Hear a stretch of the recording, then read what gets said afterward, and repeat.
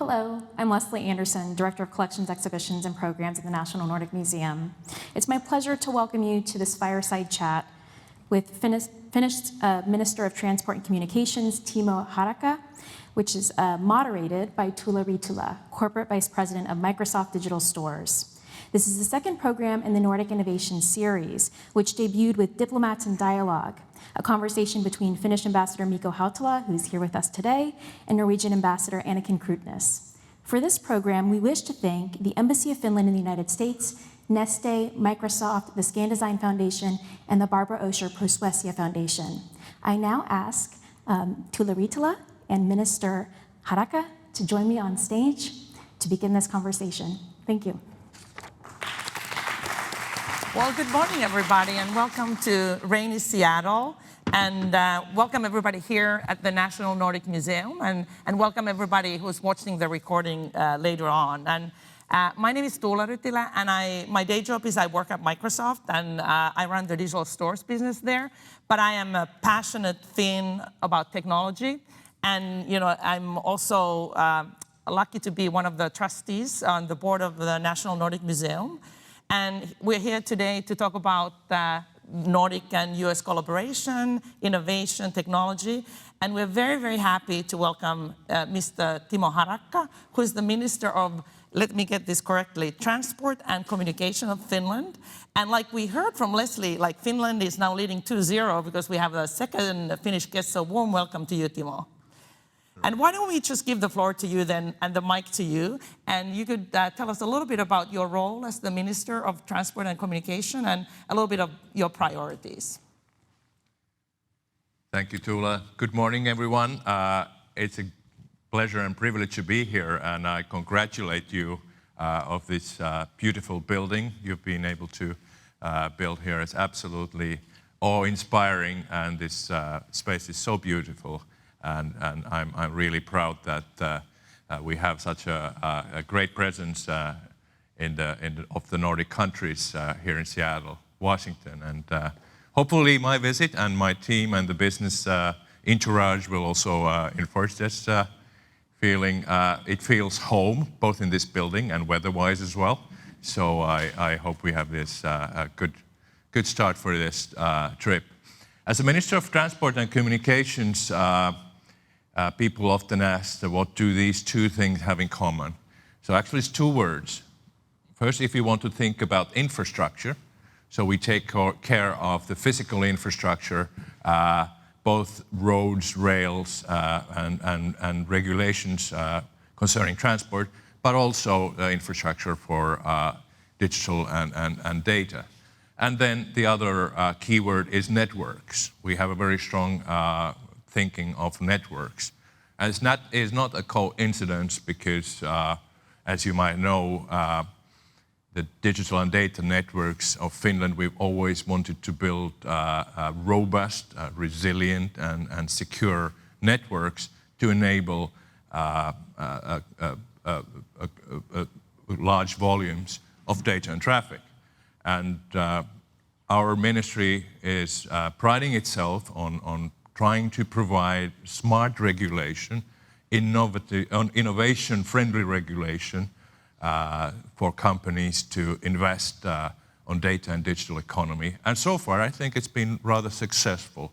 Private-public partnership is in our DNA. We're very much hands-on in trying to produce a virtuous circle where smart regulation enables and enhances good competition in digital issues, and this will provide better services for the national market and worldwide, and also a business environment that will produce world-class companies and services in all areas of digital and data. Thank you.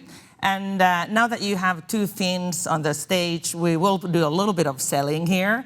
And you already talked about the network. So can you talk a little bit about the kind of the innovation that Finland is bringing when it comes to 5G or even 6G networks? I know cybersecurity, IT skills, those are some of the things that you've talked about. So can you share a little bit about the innovation? Yes, it's a good question. And we have the cooperation I mentioned between public and private in Finland, but also it's obvious that it's very important internationally as well. So a month ago, if I'm correct, there was a launch of a 5G edge and cross-Atlantic cooperation between the Finnish companies on this ecosystem and the state of Washington. And I think it's a good example on what we try to achieve on this field that, as you know, Finland is in the global forefront in rolling out the 5G. Already 2/3 of our population is covered by 5G, which is exceptional in European terms as well. But I think the greatest value added comes in industry and businesses, where you will, for the first time, get real-time big data IoT possible in all functions. And that's why we want to visit ports of Seattle and Tacoma to see whether we can help optimize operations there as well. And this has been a big success story in Finland. And let me come back to the virtuous circle, the role of public and private in this sense. Because back in the 90s, Finland chose a very progressive frequency policy, meaning that all willing telcos and companies that wanted to build on networks got the frequency practically for free. This resulted to a fierce competition, and this resulted on better services. Finland was the first country where you would have mobile data for a flat fee on a monthly basis. Many countries don't even have it yet. Yeah. So we've been accustomed of being able to stand in the middle of the forest and check Google Maps where we are. This is something that we are getting to expect. We also expect to watch Netflix in one room and HBO in the other room, so there needs to be efficient, good networks and good services. And this has been beneficial for consumers as well.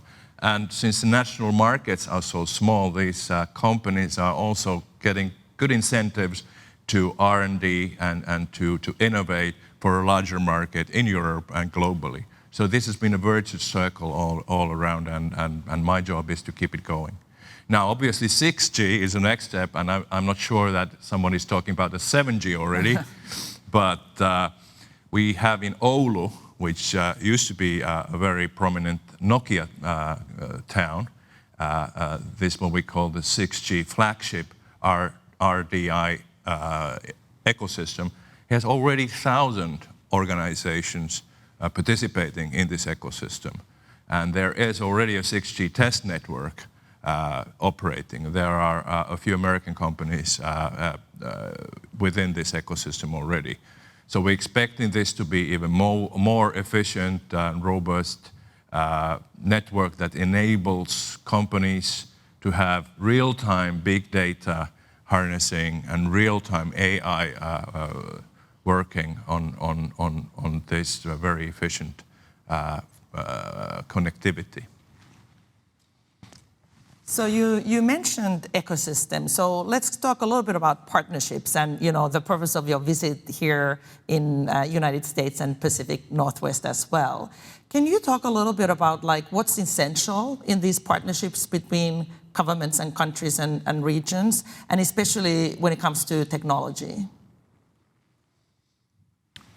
Sure. As I mentioned, Tuula, it's important to have the partnerships between public and private. I speak to our major companies nearly on a daily basis, but also to have a similar model work internationally. And US is very important for Finland as a major market, both in experts but also in technological cooperation. And we're looking very much forward to cooperation here. And what in these particular times is important to have transatlantic cooperation. I think it's more important than ever when you look around in the world. So I think that since Europe and US share the same basic values, we both put much weight on trust, democracy, participation, and also for citizens and customers' rights. So I think it's more important than ever that we collaborate and find the standards and find the most effective ways of practical cooperation between these companies. And so I brought with me a host of global cutting-edge technological companies that can cooperate with these great corporations you have up here in Washington, including yours, and also commend you for having such a pivotal presence in your company. I think it's really fantastic to be a Finn in this sense, but also others. We are visiting Amazon, we are visiting Boeing, we are visiting both ports, Seattle and Tacoma, and seeing those practical, since we are very pragmatic, practical, concrete ways of cooperation. So we're very happy to host you and your delegation tomorrow at Microsoft. And maybe then just you could share a little bit, what do you see the role of these US big tech companies, and what does an ideal partnership look like to you, and what role should the tech companies play? Well, Tuula, if we start with Microsoft, if you don't mind. Okay. I've met the Finnish leaders of Microsoft a few times, and we meet regularly. And we do share one key component of both as our ambition as a government, and as well it was one of the values of Microsoft, which is sustainability. Yeah. So as a government, we have a very ambitious climate program starting from 2019. We want to be climate neutral by 2035. And we share these ambitions with a host of companies that found that it's been a good, actually an excellent long-term strategy to invest in sustainability, because this is something that resonates with more and more consumers each and every day. And I might digress a bit, but in Finland, our ministry was the very first in the world to produce the climate strategy of ICT sector. That's translated into English because there's been a very strong international interest in what we've produced, because there is a footprint in ICT industry. It's not insignificant amount of electricity it demands, and also producing emissions. But I think the handprint is much stronger, and this is something that is very important for Finland. I cannot imagine how we could achieve our ambitious climate targets to really stop climate warming in due course without digitalization and datafication. So these are two key tools that can produce the difference, make the difference. And I'm sure that big companies like Microsoft, Amazon, Google, and so forth have a key role to play, either for the benefit or for the opposite. Yeah, I definitely agree with you. And I think, it's on us, the tech companies, to, take accountability of being a leader in this area. And that's why this is one of the areas I am proud of Microsoft.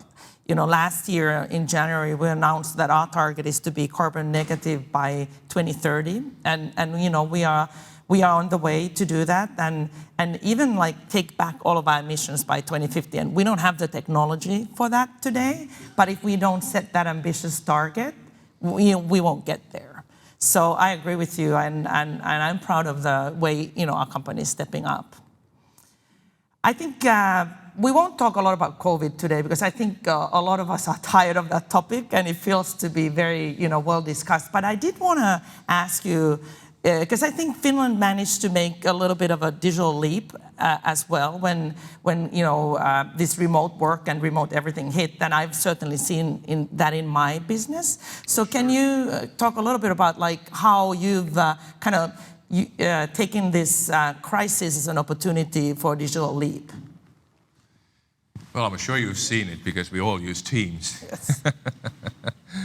Congratulations for that. Indeed, in the course of Spring 20, I suddenly realized that among all these bad things that COVID has brought us, there is a silver lining, and that is a digital leap that has been enforced upon us. And so my ministry very quickly made a report on all sectors of government and public administration, what had ensued of this forced digital leap. And that was really impressive. Not to talk about only e-learning. Finland is pretty well known for a high-class educational system, but even having this background, I was very impressed that most Finnish teachers improvised this whole e-learning curriculum within a couple of days when it was announced that the kids could not come to school at all. And that was very impressive, and it was very, very well functioning. And remote work as well. We had a higher level of remote work or telework even before the crisis hit, but that was not such a big leap for us. But then there were other developments which were really interesting. Well, starting with the sales of bicycles, for instance, which grew significantly, and which is really good for national health. But also on the digital front, for the first time, e-grocery stores started to scale up. That was an interesting phenomenon. And also for the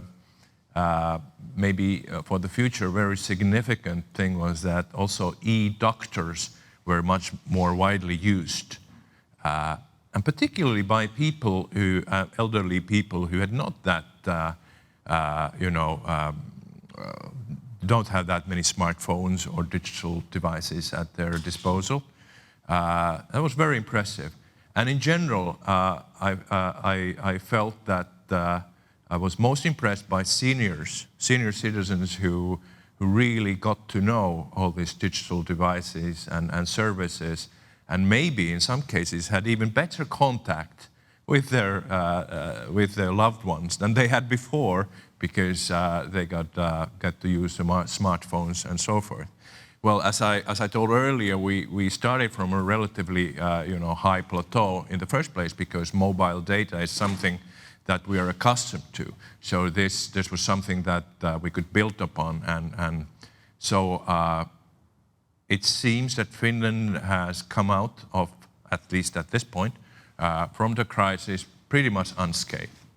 So the impact on our economy has been less negative than in most countries. I think it's been the second least in Europe, and we're expecting a robust growth in the near future. And the most important thing, obviously, is that the fatalities figures stayed, I think, among the lowest in the whole world. It's really interesting to hear you talk about how senior citizens have found, the pandemic as a way to advance their digital skills, and maybe even, this generational digital divide is easing up, because also the services are getting better and more usable. And of course, we need to, as a tech sector, work on making them accessible for all. And maybe that could be the next topic, is this accessibility. And that is an area where, we've realized at Microsoft that there's a huge untapped potential in really making sure that everybody can participate in the economy, and especially if you are accessibility limited. And many of us can have a temporary disability. And so we're talking about a big part of the population. So can you talk a little bit about the approach Finland is taking on making technology accessible to all? Thank you, Tuula. And I certainly hope that would be the case, that everybody could be on board on digital developments. While having said this, I'm sure that not everyone will be, and we will have to make sure that everyone who's not that proficient in digital services will get the fair amount of and fair share of services as well, as demanded by Constitution. But also, I'm very impressed on the work that is making the digital world accessible to more and more people. and that we all need to work on this. And we take, well, that is another similarity between transport and digital, because we want to have all modes of transport accessible to people on wheelchairs or senior people. So this goes with digital services as well. But there's another aspect of accessibility which is important, because we also want to make sure, and we want to impact the European decisions on the data economy, because the regulation is just emerging. And there we want to have a strong alignment between US and Europe, that we work together for a human-faced digital economy and data economy. And there we want to ensure that people have access to the data that they've been co-creating to all platforms and services, and that the data is portable and interoperable in all kinds of clouds and platforms. This is something that we feel very strongly about, because we feel that people who can access their own data will trust the whole data infrastructure, so that we'll be able to get more progressive in that sector. And trust, I think, is essential here. Many people ask whether data is the new oil, the critical raw ingredients or raw material in the world. I say the most critical resource is trust. And as you all know, Nordic societies rely on trust of each other. And I think it's been a huge strength, a kind of an invisible production factor in our digital societies, that there are populations that trust each other, and for some reason trust even the government. That we don't misuse their data, we don't misuse the services. And so we've been able to use large data sets and also in health sector to provide better services and to make sure that they work for everyone, even elderly people, children, and all people who need assistance. Yeah, it's so interesting you bring up trust, and sometimes, we're in the Nordics, people are saying, we might be even a little blue-eyed or naive in terms of trust. I remember growing up in the Finnish countryside and us not locking the door. And, if we would be out of home, we would just put a broom, on the door showing like, okay, they're not home. So that's not inviting thieves, that's actually communicating to the neighbors, so, okay, they're not home, they'll be back soon. So, but it is interesting that, one of... I don't advise this. Okay. I certainly do not advise this in the cyber environment, because we should not leave doors open to our secrets and our platforms and services. Yeah, so the digital broom needs to be something more solid. But I was actually going to go there next, because, while we all see the huge potential in technology to help us with some real issues like climate change, there are these unintended consequences and bad actors. And cybersecurity is definitely a big theme, and it's going to stay with us for a long time. And it's also about skilling. How do we, as kind of good actors, government, stay ahead of the game? Microsoft has committed to now reskill and train 250,000 employees to be able to work in this sector. So can you talk a little bit about cybersecurity from your perspective? Thank you, Tuula. This is a very impressive number, and I think it's utterly important. Cybersecurity is becoming a bigger issue. You have really hair-raising examples all over the world of criminal actions and so forth in these sectors. And we are certainly putting a lot of weight onto ensure that all our networks and all our services are secure by design. And this is something I think becoming more relevant each day, is to think from the beginning how to make these services super secure, so that you don't do this as an afterthought, and particularly after something untoward has happened. So this is immensely important. So as a ministry, what we do is hackathons every now and then, which is a really great tradition we have. We invite hackers to break into all kinds of systems. This is a good example of private-public partnership as well. So there are telcos and other networks that invite hackers to find holes in their systems, and this is something that I want to encourage a lot.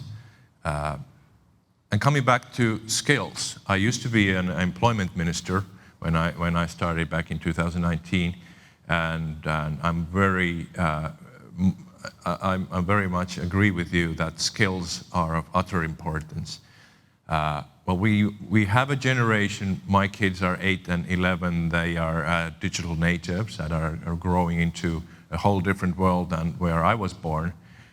So that also emphasizes the need of people who are already in mid-career to upskill and reskill themselves in all matters digital. This is a huge challenge and a huge opportunity for us. And you know what we did when we hosted the European Union presidency 2 years back. So what we thought that you often give away pens and you know notebooks and ties and all kind of this kind of little gift when you have these council meetings, and we decided to scrap all that and try to invest our money better in a more sustainable and perhaps in a more educational way. So we invested all this money into an intangible gift. And what we did was that the University of Helsinki and the company called Reactor had created a web course, Elements of AI. So each it's an elementary course on you know getting to know artificial intelligence. And we translated this video course in all European Union official languages, more than 20 languages, as a gift that keeps on giving. It's just recently when I heard that the Spanish first vice prime minister was doing herself this course and was very impressed of it. And this is something that is a good calling card abroad when we say, well, this is what we do. It's an egalitarian and educational way of approaching these tech matters. That's fantastic.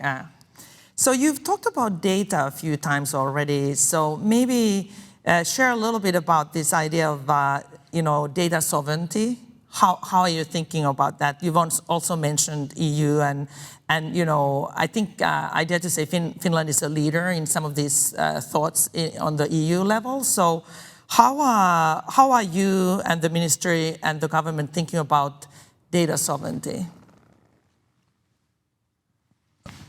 It's an extremely good question. You know, Finland as a part of the European Union, when we try to assert our influence, it's not so that we can force anyone's hand. We're not France, we're not Germany. So what we try to do is to lead by example.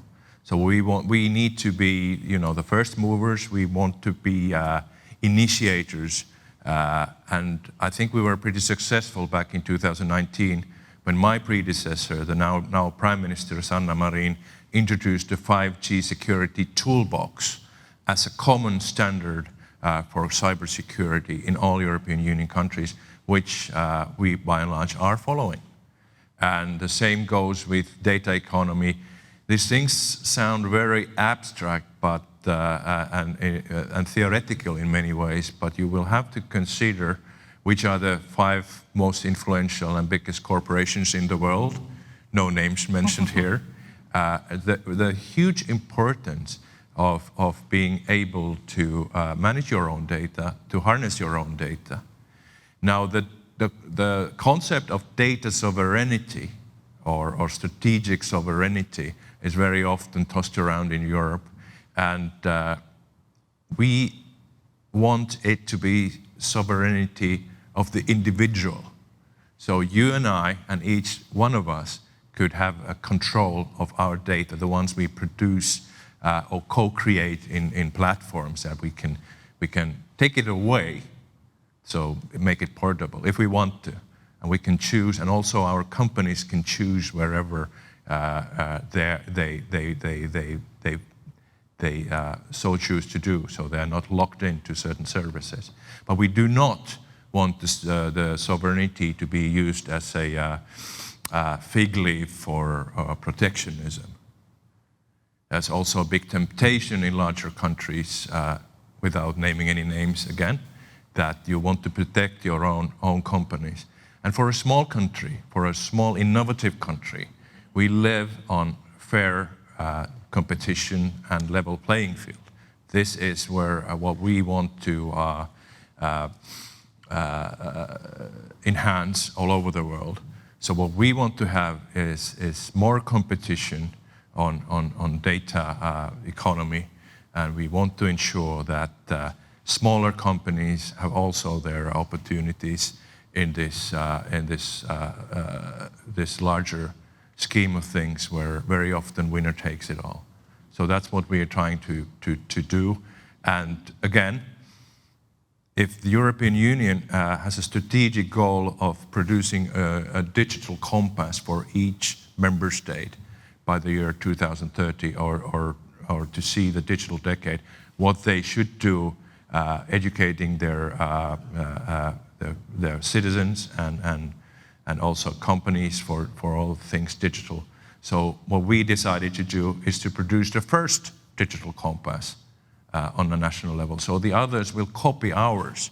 So they will copy our interests, they will copy our emphasis as well. So that's how we operate in the European Union. We need to be the innovators, both in policy and in business. Yeah, it sounded to me like what you described there, this kind of like competition and regulation kind of being developed hand in hand, similar to what you described when the mobile networks were born. So there was like enough standards and enough competition, and that's kind of, you know, the right balance. But tell us more about what is this EU Digital Compass? You just mentioned it. I'm not sure, like I know that very well. I'm not sure if others either. That sounds intriguing. Well, yes. Yeah, perhaps needs a bit more clarification, because the European Union has felt that it's been lagging behind both California or Washington State and China in all on this data economy. So they want to be more competitive, and we feel it's the right path. So they are like in Compass, you have four kind of main areas where you will need to have robust and reliable networks. Well, this is something that we know a thing or two about. Then you will have to educate the citizens for digital skills, to enable and enhance the digital skills of citizens. We've been talking about that as well. And then we will need to have the international cooperation work smoother. And fourthly, we will need to have all businesses have better digital abilities. And this is something, I think it's a common challenge for each and every country, that whilst you have these great digital and data economy champions and startups and growth companies that operate in the digital and data environment, you have a huge majority of SMEs that are really lagging behind in this digital economy. Now, imagine if you are a subcontractor of a larger company or a subcontractor of a subcontractor, and you're such a, you know, mom and pop company or a maintenance company with just like less than 10 people working. So you don't have that much incentive to be, you know, digital proficient. But then you will certainly be wiped out if your collaborators in the value chains will insist that you have the same kind of data capabilities they use in their own operations. And I think there are tens of thousands, if not hundreds of thousands of companies that need to be upskilled and reskilled in this sense as well. And this is a huge challenge. So all these aspects are kind of gathered together in what we call a digital compass, which is a strategy for digitalization and datafication of the society. And as I told you, we want to do the first one to show example to the rest of Europe and to show what things need to be taken account and what needs to be done, and hope that others will follow, to be pretty sure that others will follow. Thank you. Well, soon we'll be able to take a few questions from the audience if you have any, so I'm giving you a warning now to get ready with your questions. But when I'm listening to you, what also is kind of coming through is that, in this new digital era, new kind of collaboration and partnerships need to happen between whether it's private or public sector, between countries, governments, EU, the big superpowers. And I wanted to ask, like in your own governance in Finland, what I've understood is that these digital affairs are governed through multiple ministries. So how are you organizing that? How are you collaborating across ministries? Thank you, Tuula, for this question, because it's absolutely vital that the government will be agile enough to be able to produce this smart regulation, this enabling regulation and lawmaking that I was advertising a couple of minutes ago. And that's why I want to spur the government to be an even better partner for businesses as well.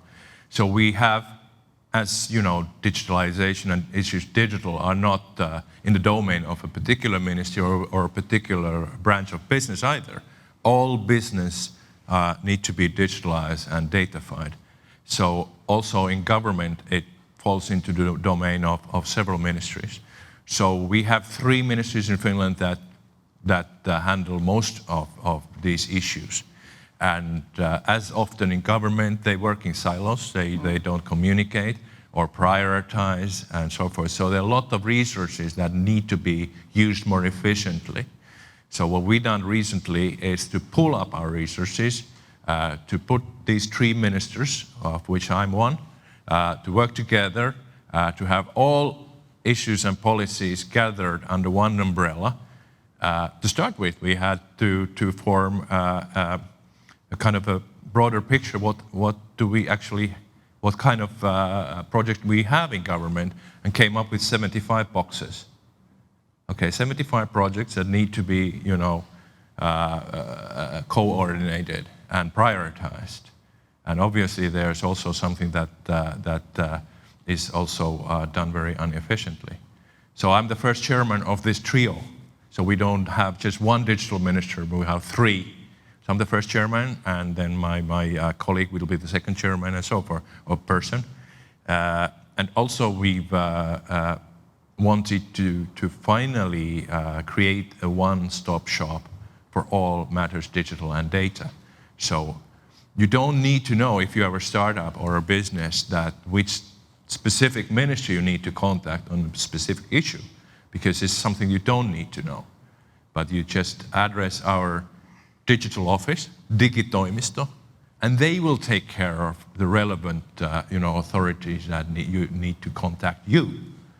So we want to provide an easier interface for the outside world as well, just to prove my earlier point that we cooperate, we communicate, we're there for you, and we certainly can do better, even though we are starting from a pretty good vantage point. We are number 1 in the European Union comparison of digital readiness of societies. It's called the DESI comparison for 2 years in a row. So number 1 in Europe. But I'm not so sure where the government is on such a high level. We need to be on par, and we do our best to be there. That's a great ambition. Let's see now, do we have any questions from the audience? There are a few things I want to still ask you, but okay, I think Tom, I saw your hand first, so okay. Thank you. Again, it's a stimulating talk, and I'm a bit overwhelmed. I was going to say, I think you have a lot on your plate, Mr. Minister. But it sounds like a wonderful job.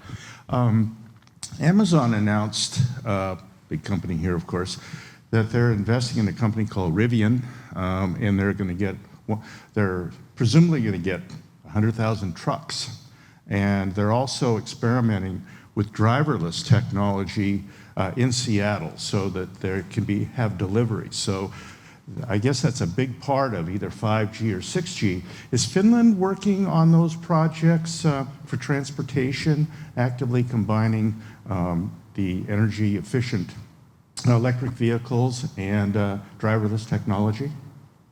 Thank you, Tom, for an excellent question. There are actually two aspects I want to address on this issue. Yes, we are very much advancing in driverless or autonomous or assisted vehicles in Finland as well. You need to create a regulation for that kind of environment as well, although you don't know exactly the technological implications and solutions as of yet. But that's why I have the head of our automation unit with me in this tour to discuss these issues. It's going to be really interesting how these things develop. A lot of it still is science fiction, but I think there's so much there's so much global interest in automated or assisted driving that it needs to be there. For the first time, actually, in Hamburg, I got to be on the backbench of a autonomous vehicle, and it was almost autonomous during the few miles it was driving. So I think there's still a lot of work to do, but this is certainly the right direction. But coming to the second part of my portfolio, and you said I have a lot on my plate. Well, we didn't even discuss road construction yet, but it's really important that delivery vehicles are electric. Now, we often emphasize, passenger cars, EVs, which is important, obviously, and then we address the heavy-duty vehicles and trucks. But we often forget deliveries. And now, as internet shopping, Amazon and others is continually growing, there will be much more deliveries each and every day. And particularly when consumers are demanding even shorter and shorter delivery times, it means that sometimes you will have one package in a van going through your city. And when you multiply this with tens of millions, you realize the problem right there for a climate perspective. So you need to electrify all delivery vehicles. I think that's a great starting point, and this is something I might take up with Amazon as soon as we meet. I think we have time for one more question. So do we have the next person already? Hi, welcome to Seattle. I'm a member of the museum here, I have a question for your transportation hat. Last weekend, I had the privilege of being here for the 4th annual Sami Film Festival, where we saw incredible documentaries and other films from the Sami region, and those are, of course, about 100,000 people, indigenous people in the Northern Europe.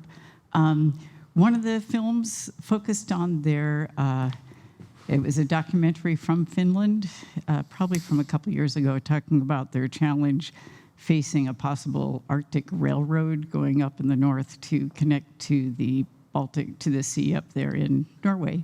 And they're concerned that would disrupt their reindeer migrations and their culture and their way of life and their indigenous culture. How can they live without their traditional economic means?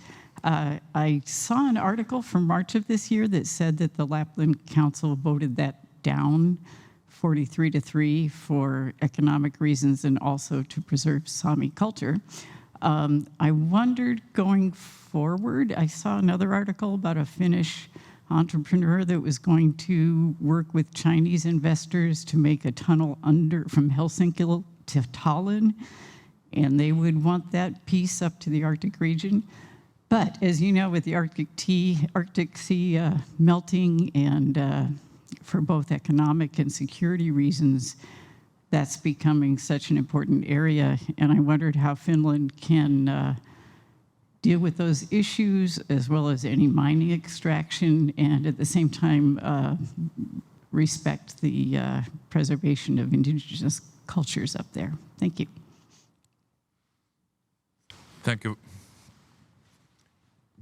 Thank you very much for this utterly important question.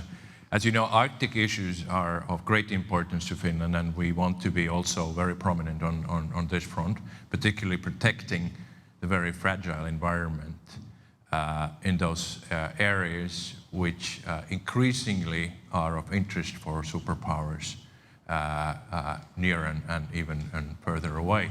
So we have a lot of interest and also effort in preserving the Arctic environment.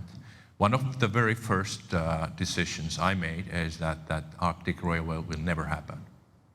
So let's make this one clear. Because we already have a connection from Kemi-Tornio, I don't know if you know where that is, but that's kind of Western Lapland, over to Swedish side, and then through northern Norway to the port of Narvik.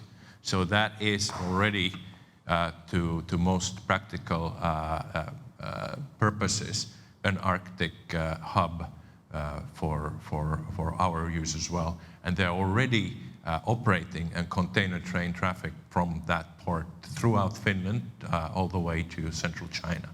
And this is, by the way, much more ecological and climate-friendly way of delivering cargo than ships are. So I'm very happy to see this transport mode by rail to be more prominent in international transport as well. No, sorry. Okay, thank you. Unfortunately, we don't have time for any more questions because the minister has a really tight agenda. We're taking most out of his visit. I wanted to close by, sharing one of my favorite Finnish concepts, which is the word sisu. It doesn't translate at all, but you could try with grit and perseverance. And for my team at Microsoft, that's a kind of like a rallying ground when we are facing setbacks. So I was wondering if you have a similar theme or rallying cry for your team. Thank you. I think CISO is great a concept for your team, and I'm quite sure that addresses a lot of everyday business situations, and I will say that's something that we certainly use as well. As you said, there's no translation, perhaps perseverance. One translation might be also resilience. Resilience has been a buzzword during the COVID crisis. And I think that Nordic societies as a whole are very resilient and have proven to handle these kinds of crises very well. Finland, with its own history, you all know, that had its tragedies also in the past, has forced us to be prepared. And I think this is something that we want to transfer to the digital and data world as well, preparedness and resilience. Thank you so much, Minister Harakka, for spending this time with us this morning. It's wonderful to host you here at the National Nordic Museum and in our region. I certainly leave this conversation very optimistic about the role that governments can play and nations can play in the digital era. And we're just very grateful that you had the chance to talk to us this morning. Thank you.